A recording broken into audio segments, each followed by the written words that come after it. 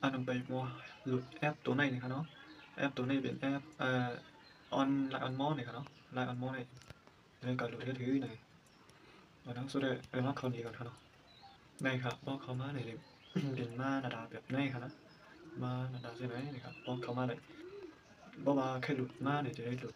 ทีไรเนี่ยไปด้วยครับกดด้วยจำกันไลน์ออนมอลเขาออกจากมาเขาในโคมแล้วก็จะมาไลน์ออนมอลเนี่ยเนาะ L I O N ในคณะไลน์ออนE L L มอลไลน์ออนมอลในคณะเรียกเขาที่ไหนเรียกเขาก็มันบอกไปขึ้นคณะมันบอกไปขึ้นที่ไรมันบอกไปก็ไรในก็พอหัน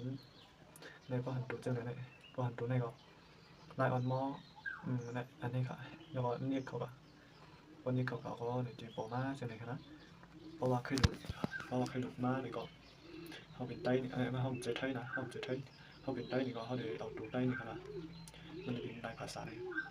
แล้วก็บอกไต้ก็เดี๋ยวมาไต้ขนาดนั้นแล้วก็พวกใครลายเขาเดี๋ยวนี่ปีศาจตรงไหนเขาเคยหลุดเพราะว่าเคยหลุดนี่เขาไม่ก็เลยเขามาด้วยอันที่หลุดเขาเนาะเขาก็ในอันนี้ครับใน S Home นั่นครับนะนี่ครับอันนี้ได้ไปใจจับด้วยกับเขามันดีบอกไม่ฉันก็ไปหุ้มเขาได้นั่นแหละแล้วก็เขาเคยหลุดนี่เขาเนี่ยกับเขานะนี่ครับเพราะว่าเห็นแล้วนี่ก็หลุดแล้วเขานะนี่ครับเขาหลุดแล้วพอหลุดแล้วนี่ก็มันออกมาแล้วจากนั้นนี่ก็โดนเอาไม้ตูเขาเลยนี่ครับไม้ตูก้นใจดื้อไม้ลาบนี่ก็เข้าไปขนาดไม้ตูก้นใจดื้อไม้ดับนี่อันนั้นเป็นเหตุปันเขาหนึ่งขนาดเป็นเหตุปันเขาเพราะว่าเป็นเงินเหมือนเบิ้ลเขาใจเงินเอาเนี่ยซื้อของเบิ้ลเขาเป็นปันเขาในไหนก็